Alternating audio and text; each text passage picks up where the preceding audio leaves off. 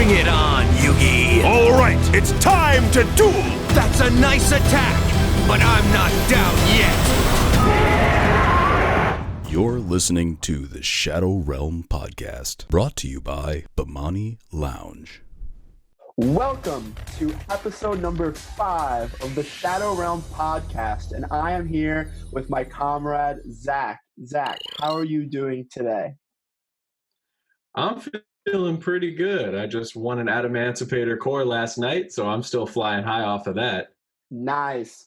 For those of you at home who don't know, Zach is actually a member of our team, Bemani Lounge. He's one of our newer members, and he's also going to be the co-host on some of our future episodes to come. So let's all welcome Zach, as he is a very degenerate Subterra player. So, yay, Zach! Woo!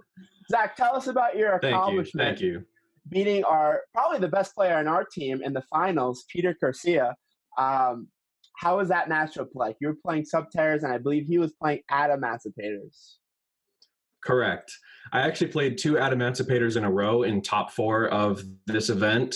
And the first one, I thought there was no chance I was winning game 1 because he went first. He excavated a Kawaki Meru Guardian off of his first excavation, and all I had was an Ash Blossom. So I thought I was cooked.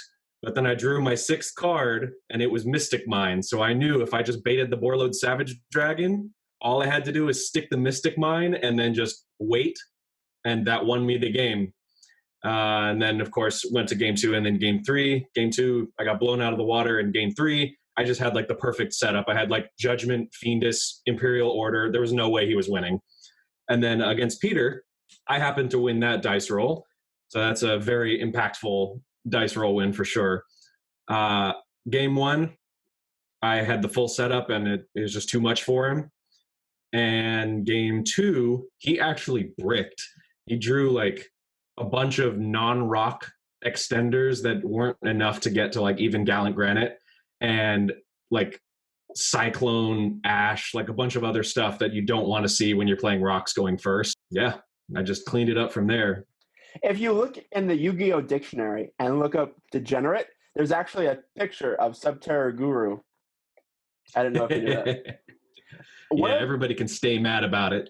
The most degenerate cards are literally Mystic Mine. There can be only one.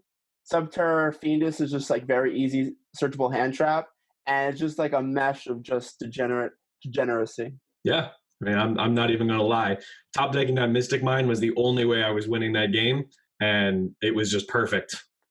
Right. So, obviously, the Shadow Realm podcast viewers know that I play combo. But, Zach, you don't always play these stun decks like Darnell does. You like to play some combo decks. I know we both played Thunder during Thunder format, and you like playing the combo Elblick. So, what's your favorite deck? Is it Subterras, or is it more of a combo-heavy deck? Actually, I think it's funny. The 2 decks that I'm best known for and I have loved the most over all the time I've been playing Yu-Gi-Oh! Both came from the Dark Illusion. So the one set that I like is obviously Subterras, but then we also got Spiral in that set. And incidentally, we got Cosmic Cyclone and Fairy Tale Snow. So those are all cards that I have used in all of the decks that I've played and had the most success with. So Dark Illusion is low-key best set of all time. It gave us Spiral, gave us Subterra, gave us Cosmic Cyclone, and Fairy Tale Snow. Like, you can't argue with that. Best set. It's a very good set. Actually, when you think of one of the best sets, you probably think of Duelist Alliance, and you think about all of these starter sets. But that was actually pretty good. At the time, no one really knew if there was going to be a strong TCG exclusive. A couple of years back, we had Burning Abyss, and we had Cosmos, both very strong archetypes. And then there was a bunch of hype as to Subterras being good because they had a couple secret rare slots with Hidden City, and who was it, Nemesis or something, like one of the level 4 guys that searched. Yeah, Nemesis Archer was a secret rare as well, and she's low-key amazing. Right. So, and people didn't think Spirals was going to be good, but then we got Double Helix and it was tier 0. So that set was low-key very broken. I don't think anyone knew how broken Snow was at the time. I mean, it saw some play, but it wasn't like how it was in grass format. So that was a very good set, I would say, for Yu-Gi-Oh! Definitely. It gave me like all of my favorite archetypes, and yeah, man, I I love the artwork of all the Subterra cards too. They just look so cool. Right, right. So no, it's just definitely one of my favorite decks is Spirals. Now, the first time Zach and I played against each other was at Locals in Flushing, New York. And we sat down against each other, and Zach was playing his Spiral strategy, and I was playing Pendulum Spirals. Now, my Pendulum Spiral deck was one of my favorite decks. I used to go into Time Wizard Magician and search Master Plan and Pendulum summon it out, and like go Akashic Magician and search 2 off of Master Plan, and then like special summon the Super Agent. Like, it was so much fun. Like, I really enjoyed that deck. I think I went to like Firewall. It was so much fun. So I believe I won that one. I'm just saying. I think I took that one. You know what? You probably did. I had You and so Elias much fun. both played some like really crazy combo decks. I remember I played against Elias one time, and he was playing Spiral Mech Knight, and I was just like, "Damn, we built that deck together." Yeah, that was like the coolest combination I'd seen. And then he scraped me that round, and I was like, you know what, bro? I'm not even mad. Oh my gosh, you don't even know. We went to every single tournament we could. Elias, so for the viewers at home, Elias was the co-host of the first episode, and Elias and I, in May of 2018, created this Spiral Mech Knight deck, and we were so confident. Like, we would summon a blue sky, and it would get Ash or Ogred, and we would be like, sure. Normal summon Tough, special summon Agent, go double Helix, special summon Master Plan, make an unbreakable board. Nibiru wasn't a card back then. Like, if you got past Ash and Ogre, I'm not even sure if Called By was a card back then. Like, maybe it was very new. But, like, if you basically got past Ash and Ogre, you were winning the game. And as soon as double Helix, like, resolved, you won. So I remember at Brooklyn Regionals, I played against a Altergeist player, and it was game 3 of the last round of regionals. The winner gets like, I don't know, we weren't playing for top 8, but we were playing for like 10th place or something like that. And game 3, I special him in Blue Sky, and he goes like Ash, and I was like, sure, summon Tough, summon Agent, go double Helix. It was the best thing ever, man. I just love that deck. But I like Spirals because it allowed for innovation. A lot of people play it the cookie cutter way with a lot of hand traps. I never really played it that way. I like to play it with combo. I know that you like to play it that way too. So definitely love Spirals. For sure. So we have a great show for you today. We have a couple of segments. The first segment is set rotation. Is set rotation viable in Yu-Gi-Oh? The second segment will be just talking about the meta at large. I know we talked about it last week's episode with Eric Christensen. And our third and last segment will be from Road of the King, and we'll be talking about getting the read, which is a lot about the mental game and how important that is in winning at Yu-Gi-Oh! So let's get into the show. So the first segment, drum roll please, set rotation. So Zach, when we talk about set rotation in Yu-Gi-Oh!, we see it in Magic and maybe other TCG games, but we have a ban list in Yu-Gi-Oh!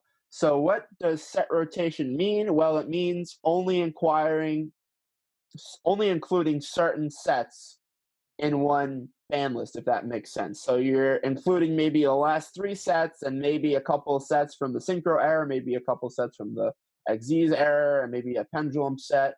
And let's discuss, do you think set rotation could be beneficial for Yu-Gi-Oh? Do you think it would be its own format? How do you think set rotation would affect the TCG advanced format? The thing that makes Yu-Gi-Oh special is the fact that we don't have a set rotation. If I wanted to play Dark Magician, the card, there's nothing stopping me from doing that as long as Dark Magician is not forbidden on the Forbidden Limited list. Just an example. So I could go back to 2002, 2003 and play any card I want legally as long as it's not on the ban list. Like, that's a pretty cool concept.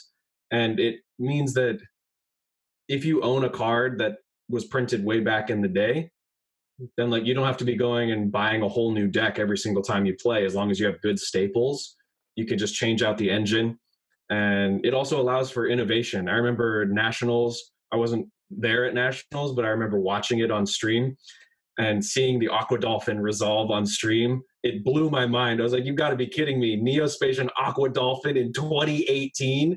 And it was such a hype moment for me, just seeing that come out of nowhere, because I think that was when that tech first was being used, and like it was the first big time that it had been seen was on stream. And it's things like that that make Yu-Gi-Oh special for me.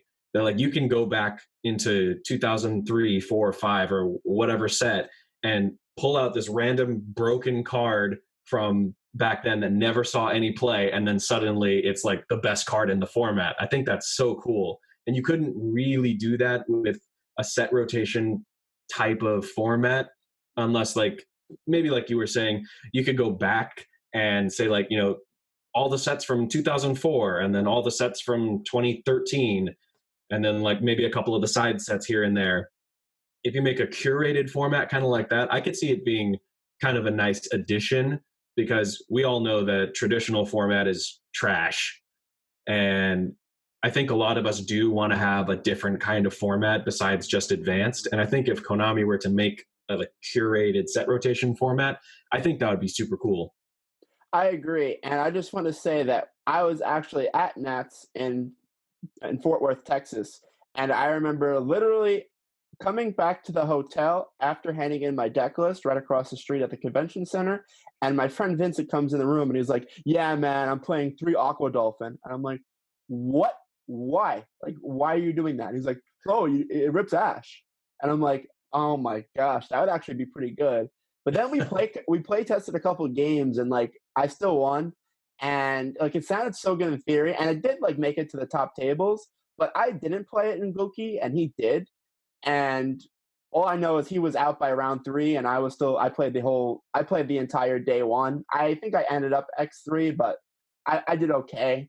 And I agree that there are certain old cards that it's cool that you get to play them in the current meta. However, I'm going to give an argument as to why set rotation would be a good thing. So, for starters, you see a lot of unnecessary cards get banned these days, and it's because of certain old cards weren't meant for the current state of the game. So, to give an example, like a very current example, I talked about how Mooling Glacia should get banned, and there are some people that agree and some people disagree. But the reason why I think it should be banned is because it's so easy to search out. It rips 2 cards for free, and you do it at the leisure of your Mermail combo, just searching it off of your Dragoons, which is now a very consistent play, meaning that Diva is at 3, Dragoons is at 3, and you still have 3 Netabus. And this card was made way before Lynx came out. So it was super hard to put Waters Engrave, and I believe it came out even before Synchro. So it's like it wasn't meant for, like, in order to put Waters Engrave, you would have to pitch them off Megalo or destroy it by battle. It was super hard to put cards in grave outside of using the Mermail effects. So now you could just summon 2 Waters, link it off, go into Halquifer Ibrax, and have just 5 Waters Engrave, and you just special summon from your hand, rip 2, and then you start playing the game. So, like, it has no, like, I think it's a fair card for when it came out, but now it's just too good, and I think it should get banned. Obviously, talk about Black Dragon, but what if there is, whether it's the main way in the main advanced form of playing Yu-Gi-Oh, or maybe if it's its own format, I think it would be cool to have set rotation, because it would allow people to play certain older cards that maybe weren't meant to be comboed with certain other cards, because there are cards on the ban list that, yes, they're very good. Like Zodiac Barrage is that one because it's a 1 card, rank 4, and that's fair. Drident was obviously banned, Broad Bowl was banned. But what if Broad Bowl was allowed in a format when there aren't that many? Obviously, you have the zoo cards, but maybe there aren't other Beast Warriors to search, or maybe it's just you could have it in its own standalone time. But yeah, I think there could be times when you want to play certain older cards that are banned, and maybe it would be fun to have a format where it's like you could play the last 3 sets. Maybe Duelist Alliance is legal, and the Duelist Alliance cards are very strong. You could play Graph at 3 and Seer at 3, but you don't get the degeneracy that comes along with fairy tale snow. Maybe that card is not legal, or maybe snow is legal and grass isn't. And there's certain combinations that you could have. And I feel like if it were to reset every couple of months, just like we have a new ban list every month, then it could allow for more innovation and allow for more just fresh combos. Because right now, I feel like even if there's a ban list, we like even if Black Dragon gets banned, I feel like we're still going to see Adamantipator's for a very long time. It's just like after Eclipse Wyvern got banned, like you still saw Dragon Link do a lot because guard dragons were still a thing. So I think that it would be fun to just have like a reset every once in a while and just get to play new cards. Now, it would be good for the market because they get to sell new cards and vendors get to sell different cards. Maybe sets that wouldn't sell would now sell better. So, what do you think from a market standpoint? Do you think it would be advantageous to vendors to have a set rotation? I think that one of the saddest things is when I go into a card shop and I see all of this old product that like I would love to open, but I just know there's no value in there. Like as good as say like Stardust Dragon was, if I find a tin of that, like there's not much of true value you could get in there. It's better to just keep it sealed, which I think that kind of sucks. I would like it so that if you were to make a format with set rotation, you need the cards from those sets. Like, you know, reprints aside, you would need to have those cards. And the only way to really get them would be to open up some older product. And that would kind of keep the older product coming off of the shelves. So I definitely think that would be good for a vendor standpoint. Maybe not the greatest for a player standpoint because you would have to continually buy new cards instead of, you know, just like hanging on to your impermanences and always being able to play those. But definitely we do want to support our locals. We do want to make sure that they're still around so that we can keep playing the game that we love. I agree. I think that when it comes to set rotation, there are certain old cards that everyone wants to be able to play, like you mentioned, Dark Magician, Blue Eyes. And if there was a format where those weren't legal, maybe some hero cards weren't legal, I think it would turn off some of the more casual players that just want to play their favorite cards from the anime. So I think that could hinder that could turn off some people from playing competitively if they don't have access to their favorite hero cards. Maybe Stratos isn't in the format. Yeah. I think for meta, like I think it would be I think you would be able to balance certain formats easier. Like if there was a combo format where Firewall Dragon wasn't in the format, but you don't have to like and you could just play combo and like none of the toxic extra cards like no Firewall, no Gumblar, no Saryuja, like say those cards weren't in the format, and then you have more of a control format and maybe Firewall is legal, or it's at least to the point where it's fair, where there's not as many starter cards or enabler cards. And I think Konami could be creative with how they allow people to play their favorite cards. Like maybe you could play Firewall for these 3 months while we're in quarantine, where there's no actual events, just like Huckle Fibrax. And it would allow them to keep on selling old product. It would allow them to endorse the cards that they made. They don't have to ban them permanently because we'll probably never see Firewall ever again. And it'll allow them to be more flexible. Like they don't have to ban a card for good. Like it would be cool to know that I'll get to play my Colossus again, like sometime soon, instead of having to wait 3 years if I'm just a Thunder Dragon player and I refuse to play Yu-Gi-Oh! If I don't get to play Thunder Dragons, which I considered. At least I know that one day I could play my favorite deck again. And then if it's not legal the next set, I could either take a break or play a different format.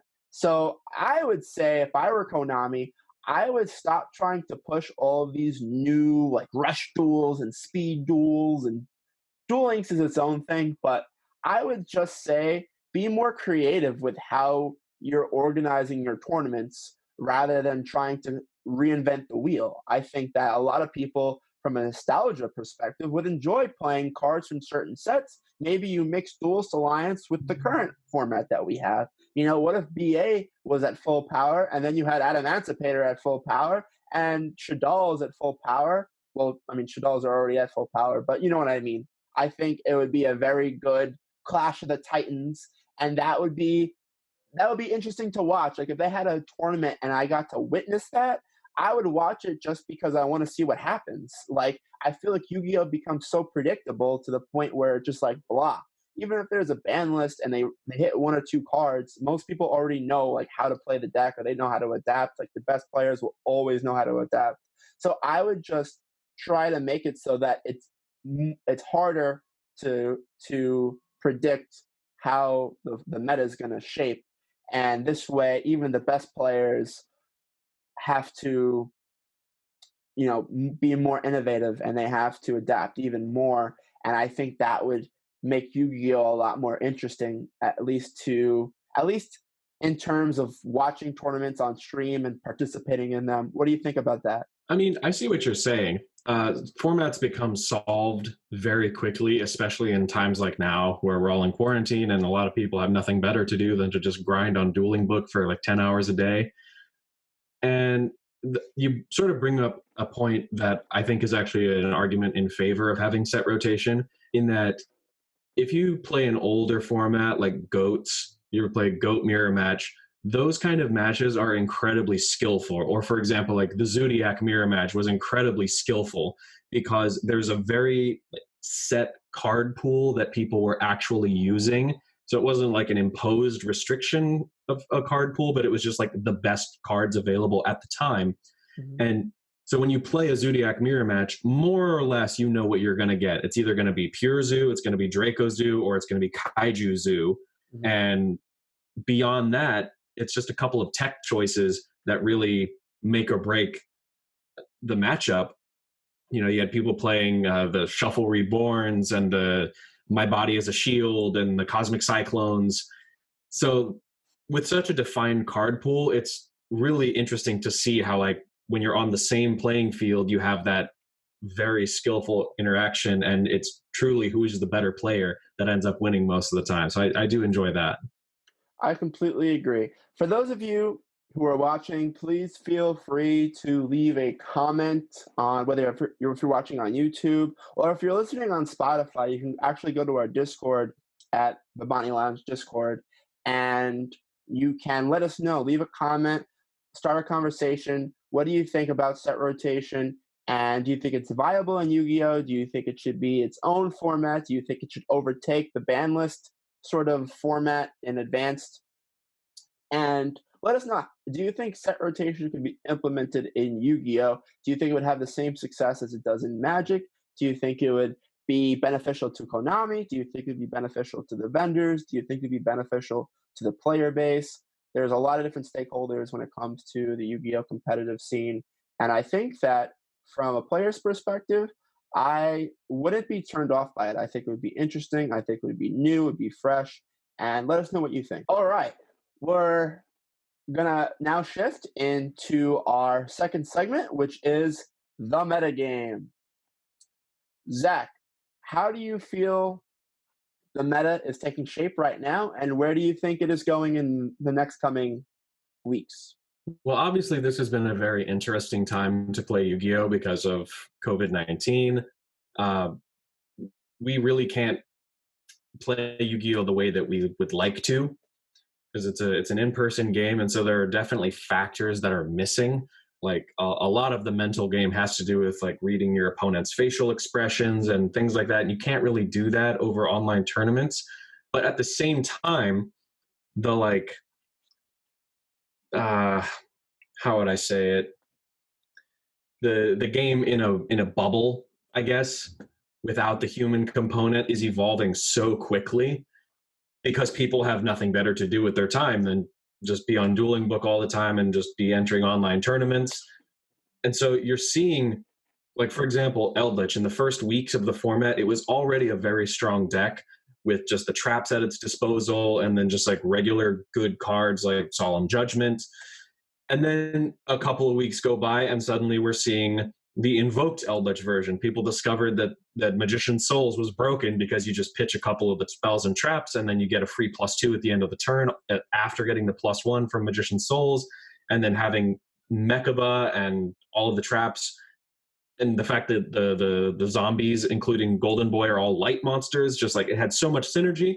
And then people discovered the Halqifibrax synchro shenanigans that was a generic combo that just required jet synchron, which, tuning happens to mill. So, you might be really sacky sometimes and like mill a Golden Lord or one of the traps off of the tuning, and then you do your combo and end on a +4. So it's just like it's gone from regular trap stun deck to invoked hybrid to synchro combo Eldritch so quickly.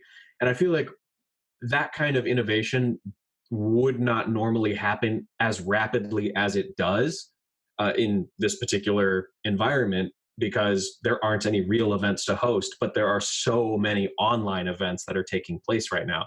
So on the one hand, I enjoy seeing things develop, and I think there's always going to be a new tech. I think there's always going to be surprises, but I understand why people are kind of upset with this format, like, saying ban Block Dragon, ban Halqifibrax, ban Jet Synchron. Everybody's got a different opinion. But honestly, I think that it's not the worst format I've ever seen. I mean, I lived through Goki Gumblar. I lived through, Trickstar Sky Striker. Like, I've lived through some bad times. And this doesn't seem too bad. Like, put up a couple of negates. Like, that seems fine. I also lived through Pendulum FTK, like so many FTKs in 2018. That was like the worst year to play Yu-Gi-Oh! So this does not seem so bad by comparison. And even with Halqifibrax in the metagame and enabling so many degenerate combos, I mean, like, imagine if we had Halqifibrax plus Summon Sorceress, or Summon Sorceress and Firewall Dragon. Like, that's just way too much. And so I think we had to get Halqifibrax eventually, and I think I actually got to give some kudos to Konami for not giving us Halqifibrax until now, like waiting until the end of Master Rule 4 to give us that card. I think that's really great, because we still get to see the degeneracy and see what it's capable of doing, but not creating like a tier 0 combo Halqifibrax Turbo kind of format. I think there's still a lot of diversity here. Like, dinosaurs are a very scary deck, and generators are low-key super underrated. So I think there's a lot of fun to be had in this format, but you just got to look for it. There are definitely some dark horses in the format. I personally haven't played much in the last week or two, but I know the decks that were good pretty much are still good. Like, you have your Adamanticators, which is the deck that I am currently on, and then you have Combo Eldritch. I actually had a conversation with Henko Chow, who's a very well-known player, and I talked to him about Eldritch because I was looking into possibly making my own Eldritch zombie build, and he had one on YouTube that I thought was very good, using Bloom as a normal summon and being able to search Golden Boy through Bloom, or searching Balderdrock or Jacko Bolin, and it was actually a pretty interesting build. Unfortunately, he said that it kind of got overshadowed by the whole Jet Synchron, but he actually had an interesting take on the meta, and he was like, all right, dice roll, who wins the dice roll, who goes first? They commit their Halqifibrax play. Are you able to stop it? Yes. All right, I'm going to make my Halqifibrax play. Are you able to stop it?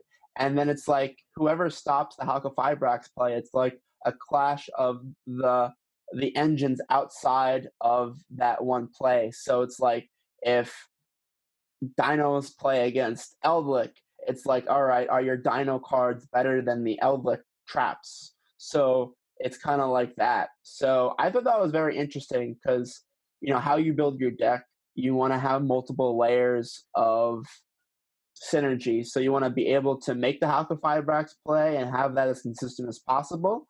You want to play just enough non-engine cards or defensive cards that allow you to stop your opponent's play. Of course, you have Nibiru. People are playing the new hand trap, the Ghost Mourner. People are playing Effect Veiler and Impermanence, trying to negate the effect. people are playing Nibiru, obviously trying to stop the whole play at large. Obviously, Ash is still being played. You have your Ghost Ogres here and there. So and then of course DD Crow. There's so many different hand traps that are being played. Gamma, and it's like you have to Don't forget Token Collector. Token Collector. How can I forget Token Collector? So I saw that card and I looked at it and I went, this will be played someday. I don't know when, but it'll be played someday. Eventually, maybe when Scapegoat came back or something. Yeah, I agree. And so you just have a clash of all of the decks, the different engines in the game. I personally think that, like, Adamantitators is so broken on so many levels. Like, yes, Black Dragon is good, but they just have so many cards that give you another card. And I cherries an Adamantipator player the other day because I was testing cherries, and I banished his Halqifibrax, and it literally didn't matter at all. So, like, he just did full combo. He still ended on Savage plus Union Carrier with Buster Lock, and I believe he still had, like, an IP Masquerena with Block Dragon and Gallic Granite. Like, it was really good. And I think that engine is just so broken that if they just he did use Black Dragon, but I've played against Adamantipator so many times where they don't even get to Black Dragon, or whether you negate the search and they're still able to do so many things. So I feel like that deck, if people like assume that it's not going to be good after they just hit Black Dragon or they just hit Halqifibrax, I think they're in for a rude awakening, because the engine as a whole is just so good. And I feel like if they take Halqifibrax out of the picture, it just increases the lead that Adamantipator has over the other decks, because I feel like Adamantipator, yes, they use it for their combo, but they don't rely on it as heavily as the other decks do. Like, if you take Halqifibrax away from Dinos, then I feel like all of a sudden their first turn play is gone. Like, they're back to being a going second deck. Same thing with Mermails. Like, they don't really have that turn one play anymore. They just have to rely on ripping cards from your opponent's hand. And, like, me personally, I think that Moon Glacier might get checked, so they might have to come up with a different way to win going first. So I think that if you look at the meta right now, and what you should do is you should imagine that Halqifibrax doesn't exist, because at the end of the day, that's what people are building their deck to stop.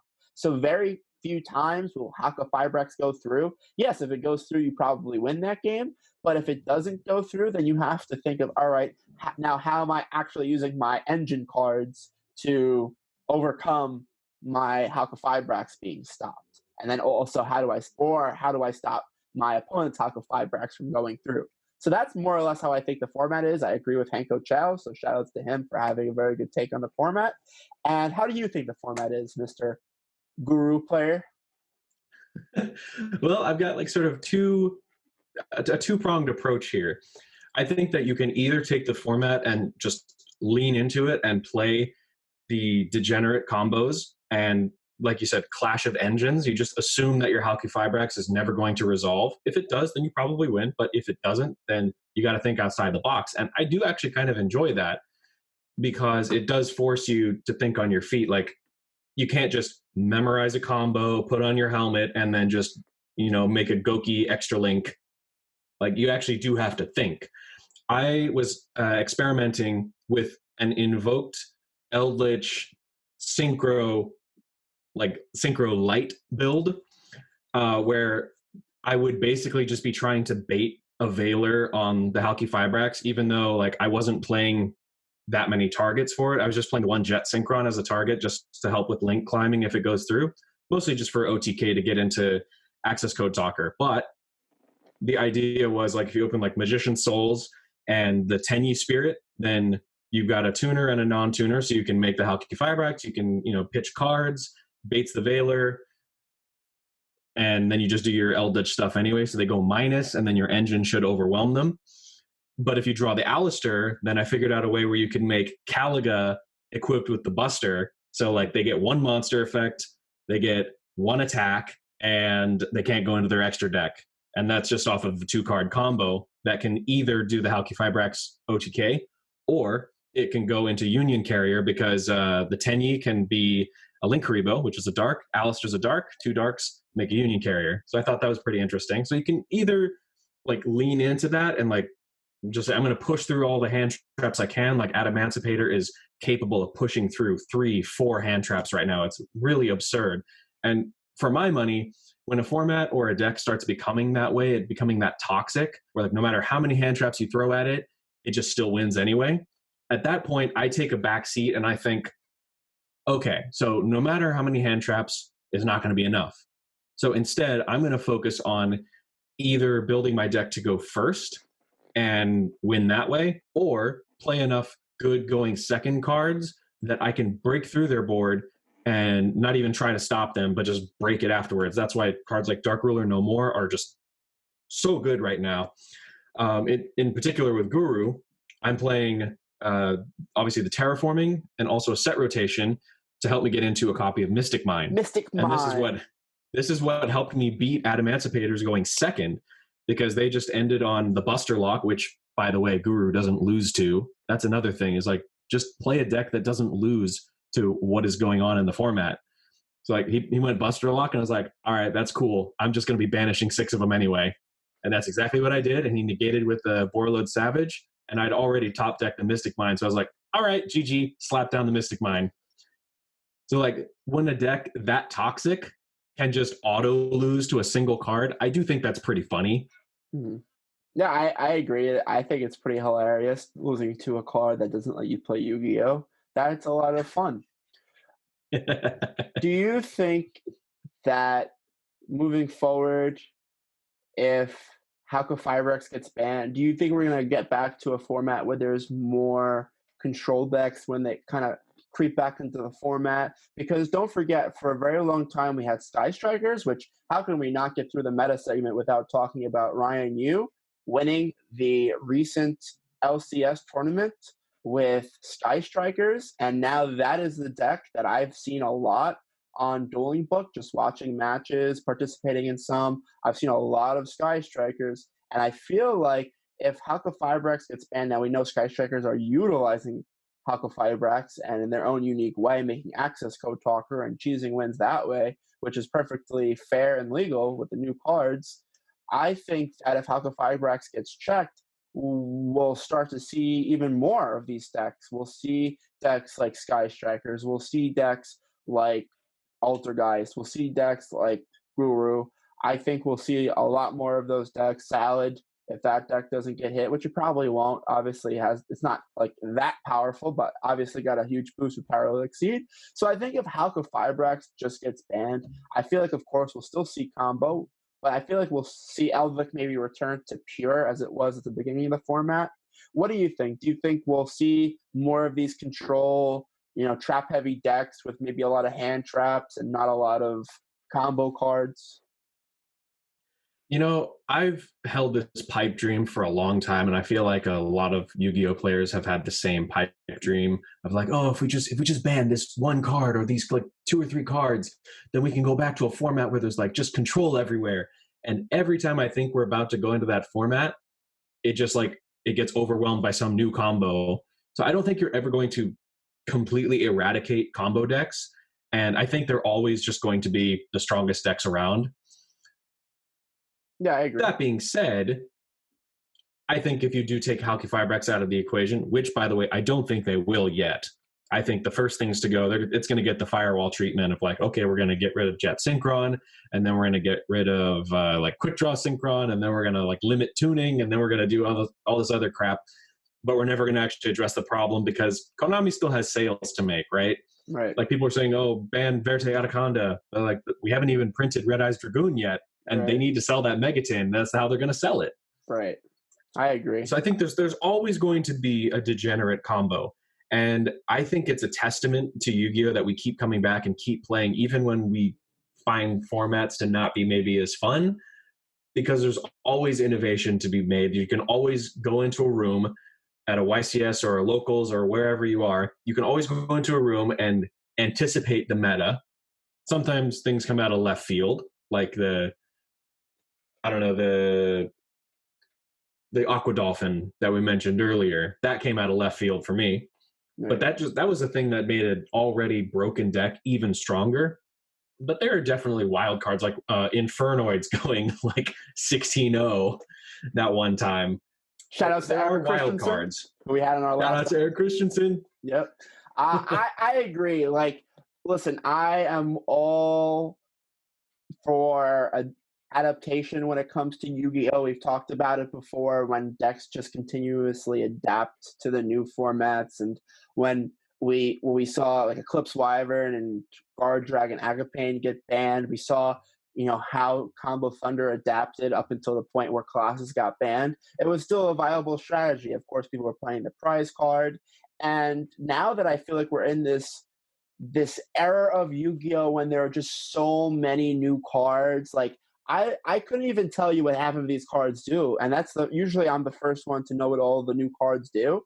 I could not tell you what some of these links from Dual Overload that we got like 2 months ago already. Like, I still don't know half of them do. Like, I just read Celine for the first time the other day. Like, I still, like, there's just so many new cards, and I feel like the room for innovation is so big that if Hulk of Fibrex gets banned, we're just going to see the next best link from that set get more and more abused. Maybe we'll see a new Pendulum combo, or all it takes is the right rock card to come out, and then Emancipator just goes back on top of the meta again.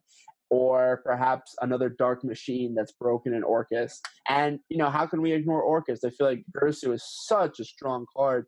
We've seen Gersu be released now here in North America officially. We got the product now. Most of the locals have the set to sell if you want to pick it up. And we will see more Orcus variants. We'll see Mech Knights as a very strong going second deck being able to search Gersu, and they get to play Orchestrated Return, because if they resolve Blue Sky, they get to search one or two. They could search Gersu. They could either normal summon Gersu and then get the effect, send a World Legacy, then they can activate Orchestrated Return, send Gersu, draw 2 more cards. This is a very good strategy for going second. Shout out to Shannon Long, one of the best Mech Knight players that I know. And there's just so many decks out there that I think we'll see a lot of adaptation. And I think that, listen, I'm not going to turn into a ban list video, which we may or may not get by the time this video is recorded. We're recording on June 1st. They said no sooner than June 1st for a ban list, so who knows what will happen with that. But I think that no matter what we see get hit, it'll be a couple cards. I don't think they'll murder these decks, because the decks haven't been able to be played at any tournaments. So I don't think that Hulk of Fibrex will get banned directly just because it's only been legal for a month, but it's never even been legal for one actual Konami-sanctioned tournament. So I don't think we'll actually see Hulk of Fibrex get banned. Perhaps Block Dragon. Block Dragon's been around for a while. I think we'll see the older cards get banned. Like, yes, maybe Jet Synchron. They'll be like, yep, we missed this card. Like, we have to hit this card too. And, I mean, how could they not look at these online tournaments and see what's going on? Obviously, they're not stupid. They must look at what decks are doing well in these unsanctioned tournaments, and how can we use these to now improve our own tournaments? Because I don't think anyone wants to sit, whether it's IRL, if we ever get back to that form of Yu-Gi-Oh, or even in these new form of, I forget what they call it, like at-home Yu-Gi-Oh duels. Remote dueling. Remote dueling. I don't think they want people to just witness Hulk of Fibrex plays with Jet Synchron and people just sitting there for 15 minutes. Like, that's not fun. I feel like they want to engage people in the remote dueling, if that's the form of Yu-Gi-Oh that they have to play for the next little while. I feel like they have to do something to mitigate the consistency in which, or the accessibility in which a deck like Eldlick, which is supposed to be a control deck,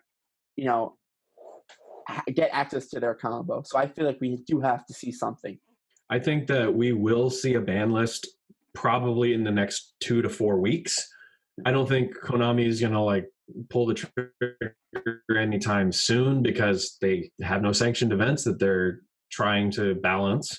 So what do they care? I think at this point, their primary concern is selling product. And the ban list is partially an engine for them to help sell product. Right. And as of right now, I mean, they've sold their dual overload. They are definitely still selling Eternity Code. People are still buying. So I don't think they're in a huge rush to change the format. But I know that they're definitely paying attention to what's going on because, like you said, they're not stupid. They want to sell product. And one way that they'll do that is by seeing what's popular, what's being played, what cards are people actually using. And if they see it getting toxic, then there's only so much that they would actually care so long as they're making their sales. Right. But they do want to keep the player base happy. Right. So I think there's going to be some kind of compromise in the coming weeks where, like, you know, maybe we'll see Jet Synchron banned, maybe we'll see Tuning banned. Honestly, I think that card is almost as degenerate as Jet Synchron in this format because it's not once per turn. The supposed downside of that card is actually a plus because it like puts your Golden Boy in the grave, or it puts a Scarlet Sanguine in the grave, or it puts like an O-Lion in the grave and you get a free token that way. So like there's so many interactions that card was not designed for. Like you were mentioning earlier, cards that were printed a long time ago are not designed with 2020 in mind. They did not have 2020 vision. Right. So yeah, I agree. Let us know at home what you think could be the future hits on the ban list. And let us know whether it's on YouTube or Discord. Where do you think the meta is going? With that being said, let's transition into the final segment in episode number 5, which is Traveling the Road of the King. So here I have my my trusty Road of the King copy. I have like 5 copies of these in my closet. Anyway. It's the Holy Bible of Yu-Gi-Oh! The Holy man. Bible of Yu-Gi-Oh! Bro. So we're going to be talking about starting on page 202, for those of you following at home. Getting the Read, chapter 16. Starting with signals. So Patrick Hoban talks about the significance of getting reads and then acting on them. Now, I'm not going to recite this, word for word, but basically what Hoban talks about in this chapter is getting a range of cards. So taking into consideration what range of cards are legal and what decks play certain cards and whether it makes sense for a deck to play a certain card. So to make this make more sense, let's use the current format. So obviously right now, the most commonly played hand trap is probably Nibiru. I feel like if you know anything about the current format, you know that you need Nibiru to balance out the heavy combo decks.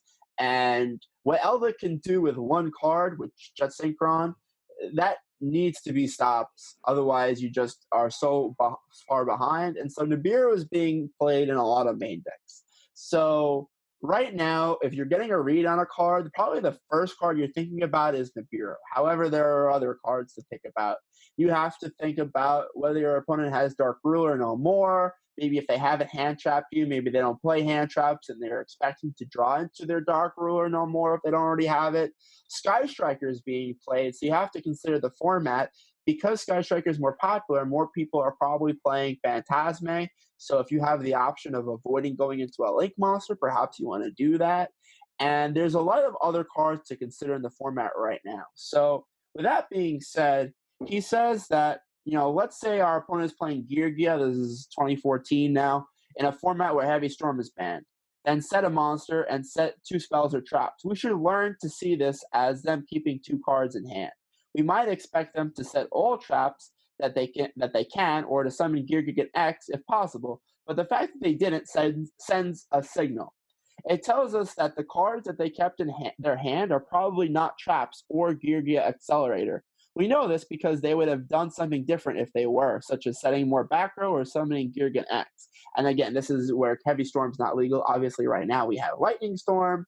I feel like people don't play around Lightning Storm because it's like, if they have it, they have it. But I don't want to miss out on an opportunity disrupting my opponent's combo if I don't set my Cold by the Grave. So this is his comparison. And then he says we can then ask ourselves to think of all the cards that would have made sense for them to keep in their hand. So obviously right now, back then, hand traps weren't really a thing. Obviously, Maxi was legal, Effect Veiler was legal. Those were really only two hand traps being played, and they weren't even commonly played. I mean, Maxi was popular, Effect Veiler here and there, but right now we have Ash, we have Ghost Mourner, we have Ghost Bell, we have Ghost Ogre, we have Cherries, we have every hand trap there could possibly be. So this is probably as relevant as ever because it's important to stay informed in like what the current cards are that people are using to stop your opponent. And after we come up with a full list of possibilities, we can start a process of elimination to see what is left. We can do this by asking where would it make sense for them to activate a certain card if they were to have it. For example, if we summon a monster with more than 1500 attack and it doesn't get stopped, we might assume that their set wasn't Bottomless Trap Hole. I would make this comparison to summoning a very powerful monster against 4 back row and seeing if they have Solemn Judgment. I think Solemn Judgment is a very widely played trap, especially if you're playing against a control deck like Sky Strikers or maybe Guru. I think every Guru player plays 2 or 3 copies of Solemn Judgment. So I feel like that's important to have in the back of your mind. I would say that the easiest one to determine is Called by the Grave. If your opponent is thinking on a graveyard effect, they for sure have Called by the Grave because it's one of the only cards that they can have set that stops specifically that. And so, like already in my mind as someone who's seasoned in the current meta, I would say Called by the Grave. If you're playing against 4 sets, I would say Called by the Grave, Solemn Judgment. There could be only one. And we'll read a little bit more. We could then eliminate it from the list of possibilities of what they could have left. If they let our attack go through, we might be able to cross up Dimensional Prison or whatever stopper that was on our mental list of what they expected to play. So obviously right now we don't have an attack stopper in the game, but we can kind of see what he means. So when it comes to making reads, what do you think is the most important part about making a read? Because I feel like Nibiru is the biggest one. I don't think you want to commit as hard into a Nibiru because if they have Nibiru, then you just lose everything. And if you're able to make a negate, then that's very important. But sometimes I know when I'm playing Adamantipator, I have to choose of whether I want to keep that Guardian on the field or whether I want to synchro it away for a Raptide or a Savage Dragon or something like that, where then there is a window for them to Nibiru me. So I feel like, in my opinion, and it's a little hard to do in online Yu-Gi-Oh! Rather than IRL Yu-Gi-Oh!, I try to watch my opponent and their tendencies and what they try to do and try to look for context clues, which Hoban talks about as well. So could you think of an instance where you made a read and it let you win the game or put you in a better spot to win the game? Yeah, for sure. An example I always come back to for my personal experience was shortly after the release of Nibiru. This is at a time when I was playing Thunder, like pure Thunder. I didn't really mess with the combo version too much. I played it a little bit, but it was too expensive for me. But I was just playing pure, and everybody's saying, oh, Thunder Dragon just dies to Nibiru. And so I was like, all right, I think I know how to play around it. And so I figured out a way to make Masquerena plus Titan with only 4 summons. And I also learned that if you make more than 5 summons and they Nibiru you, if you just hold a certain extender, then you can still make a board. So I was playing against this guy at locals, and he was doing that very obvious thing of like counting my summons. Mm-hmm. And so as like I was watching the wheels turning in his head, he was like, okay, do I Nibiru here? Do I Nibiru here? And I was like, all right, I know he has it just by his body language and the way that I can see him thinking. And so that allowed me, like reading that signal that he was sending me, allowed me to make the decision, look at my hand and go, can I play through a Nibiru, or should I just play safe and make 4 summons with Titan Masquerena and just make his card dead? Which Patrick Hoban also talks about, is like making your opponent's cards dead is one way of like outthinking them and outwitting them. So I looked at my hand and I saw, oh, look, I drew the Thunder Dragon Fusion, so I have an extender no matter what he does. Mm-hmm. So I was just like, all right, play your Nibiru, give me the giant token. And then I ended up killing him with the token on the next turn because he couldn't really do anything else after that. Right. Now, I agree. I was actually on the other side of that. So this was the second weekend that Nibiru was legal. At the Catskill Regionals, I had recently played against it in the Brooklyn Regionals, where I only got Nibiru'd once. Didn't really hurt me. I got top 4 at that Regionals, and I was very happy about that. I used Dimension Shifter. It was pretty good. I was playing Pure Thunder. So then I played Pure Thunder again at the second the next regionals, the next weekend in Catskills, and I was in a scenario where I didn't draw any hand traps, but I needed to have a hand trap to win that game because my opponent was playing Rockets. And this was one of the first weekends. I think this was the first weekend that Rocket structure deck was legal. And I had no clue what the cards did. And all I knew is that my opponent was about to pop off. I think we were both undefeated by round. I think it was round 5. We were both 4-0. And he was like popping off. And then I go, thinking on summon. And I didn't have Nibiru in my hand, but like the only way I would win the game is if I did have Nibiru in hand. So let me just fake it. So you know how they say fake it till you make it? I just acted as if I did. And I was like, all right, that was 7 summons. Yeah, that's fine. I'll let that go. And I tried to do it as, I tried to fake him out as much as I could. And he was literally, his hands were shaking. Like he didn't know what to do. And he ended on a Boral sword. So I was like, yeah, like that's like, that's broken. I think I did, and then I destroyed him like on my turn. And anyway, at the end of the regionals, at the end of our round or whatever, he came up to me and was like, "Bro, you know that if you didn't do that, I would have had like 3 to 4 negates with like a follow up." And I'm like, "Yeah, I know, but like, I just hope that." By faking you out, I would somehow make you mess up. And that's exactly what happened. So it can work both ways. But I feel like, adding context clues to like Patrick Hoban says, like, is asking your opponent, is the torrential gone? Like, asking your opponent questions to trying to read them, I think is very, like, useful. And it's hard to do online because you can't really get a reaction from your opponent other than just them saying no or yes or whatever. But like, yeah. I feel like if I ask my opponent, like, hey, like you have Nibiru, so let me just not continue. And if they like smile or look at their hand, like something I do when I MST my opponent, I have Mystical Space Typhoon or Cosmic, and they have multiple back rows. I don't look at the back rows. I look directly at their face and I look where their eyes are.